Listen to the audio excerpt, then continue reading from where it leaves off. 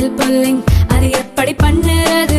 காலையில் எழுந்ததும் எதுவும் சாப்பிடாமல் இதயம் வளத்தை வாயில ஊத்தி நல்லா கொப்பளிக்கணும், அப்புறம் அதை துப்பிடணும். இதுதான் ஆயில் புல்லிங்.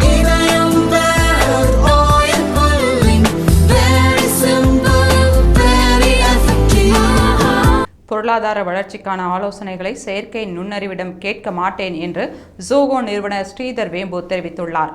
சீனா உருவாக்கிய டீப்சீக் என்ற செயற்கை நுண்ணறிவு சமீபத்தில் பேசுபொருளானது.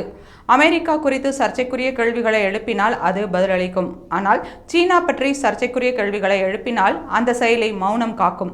இது பற்றி தனது சமூக வலைதளத்தில் பதிவிட்ட ஆடிட்டர் குருமூர்த்தி, உண்மைகளை மறைப்பது மட்டுமன்றி பொய்களை பரப்பும் வேலையையும் டீப்சீக் செய்கிறது.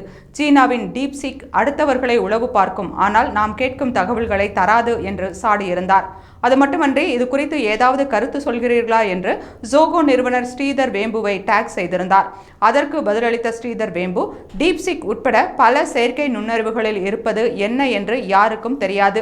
இது போன்ற செயற்கை நுண்ணறிவுக்கு பயிற்றுவிக்கும் நபர் என்ன தகவல்களை கொடுக்கிறார்களோ அதைத்தான் அந்த செயற்கை நுண்ணறிவும் பிரதிபலிக்கும்.